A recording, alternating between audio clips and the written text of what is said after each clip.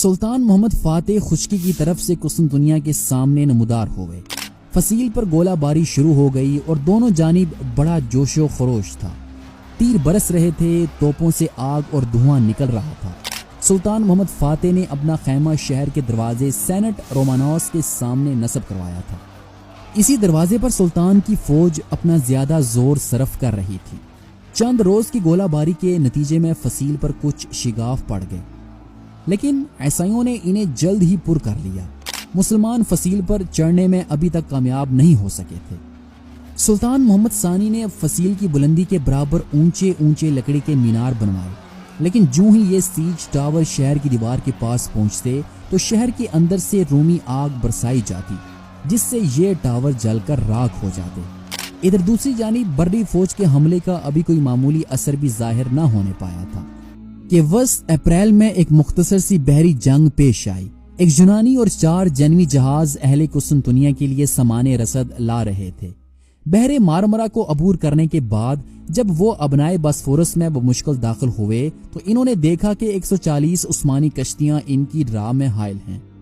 جس وقت یہ جہاز بندرگاہ کے قریب پہنچے، ترک بیڑے نے حملہ کر دیا، لیکن جنوی جہاز عثمانی کشتیوں کے مقابلے میں بہت اونچے اور طاقتور تھے۔ انہوں نے عثمانی کشتیوں پر پتھر اور آگ برسانا شروع کر دیے، جس سے ان میں انتشار پیدا ہو گیا، اور یہ انتشار ان کی کثرت تعداد کی وجہ سے اور بھی بڑھ گیا۔ سلطان محمد فاتح ساحل پر اپنے پاشاؤں اور وزیروں کے ساتھ کھڑے یہ جنگ دیکھ رہے تھے کہ سلطان سے رہا نہ گیا اور انہوں نے بے اختیار اپنا گھوڑا پانی میں ڈال دیا۔ لیکن تب تک عثمانی بیڑا اس قدر منتشر ہو چکا تھا کہ عیسائی جہازوں کو نکل جانے کا راستہ مل گیا اور وہ اہل قسطنطنیہ کے نعرہ ہائے مسرت کے ساتھ بحفاظت بندرگاہ میں پہنچ گئے۔ جنوی جہازوں کی شاندار فتح کا اخلاقی اثر محصورین پر بہت اچھا پڑا۔ ان میں جرأت استقلال کی ایک نئی روح پیدا ہو گئی۔ تاہم صرف اس روح کا پیدا ہو جانا ہی مدافعت کے لیے کافی نہ تھا، کیونکہ جنوی رسد کے بعد پھر کوئی بھی رسد قسطنطنیہ تک نہ پہنچ سکی۔ دوسری طرف سلطان محمد فاتح نے بھی اپنی پہلی بحری شکست کے بعد محاصرے کی سختی کے لیے ایک زیادہ مؤثر تدبیر سوچی۔ سلطان کو اندازہ ہو چکا تھا کہ ابنائے باسفورس کے اس حصے میں جہاں پانی زیادہ گہرا تھا، ترک بیڑا عیسائیوں کے طاقتور جہازوں کے مقابلے میں مشکل سے کامیاب ہو سکے گا۔ لہٰذا سلطان نے اپنی کشتیوں کی ایک بڑی تعداد بندرگاہ کے بالائی حصے میں منتقل کر دینی چاہی، جہاں پانی تنگ اور چھچلا تھا، جس میں یونانی اور جینوی جہاز اپنے بڑے قد کی وجہ سے کامیاب نہیں ہو سکتے تھے۔ سمندر کے راستے سے بندرگاہ کے اس حصے تک پہنچنا ممکن نہ تھا، اس لیے سلطان محمد فاتح نے ایک ایسی تدبیر اختیار کی جو کہ سلطان کی ذہانت اور اس کے عزم و استقلال کی ایک غیر فانی مثال ہے۔ باسفورس اور بندرگاہ قسطنطنیہ کے درمیان 5 میل کا فاصلہ تھا۔ سلطان نے اس درمیانی پہاڑی زمین پر لکڑی کے تختوں کی ایک سڑک بنوائی اور ان تختوں کی چربی سے ان کو خوب چکنا کروا دیا، اور ایک رات کے اندر 80 کشتیاں بیلوں سے کھنچوا کر بندرگاہ کے اس حصے میں پہنچا دی گئیں۔ قسطنطنیہ کا یہ حصہ اب تک بالکل محفوظ تھا، لیکن ترک کشتیوں کے پہنچ جانے سے اب یہ بھی حملے کی ضد میں آ گیا، اور جب اگلی صبح اہل قسطنطنیہ نے اس حصے میں عثمانی جہازوں کو دیکھا تو ایک بار شہنشاہ سمیت پورا قسطنطنیہ سکتے میں پڑ گیا کہ آخر عثمانی جہاز یہاں پہنچے کیسے۔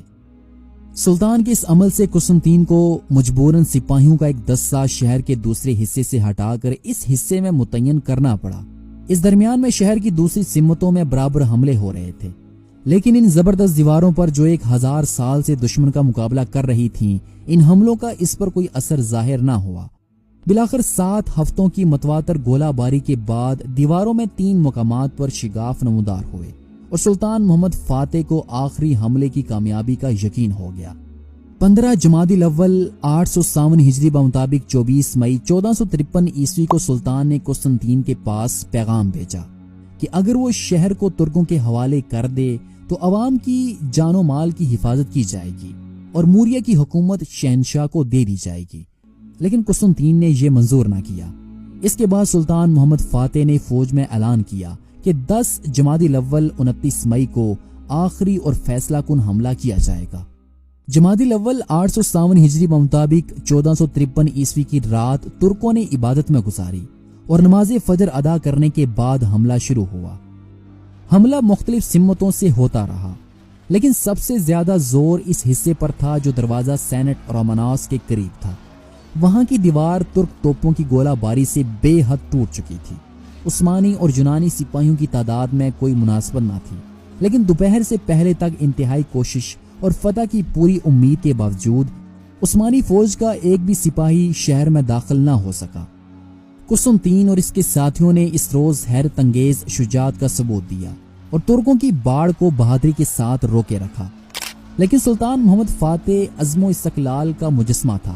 وہ ابتدائی ناکامیوں سے مایوس نہ ہوئے اور اب خود سلطان اپنے ینیچری دستوں کو آگے لے کر بڑھے۔ یونانی اس وقت تک بالکل خستہ حال ہو چکے تھے۔ ان میں اس تازہ حملے کو روکنے کی سخت نہ تھی۔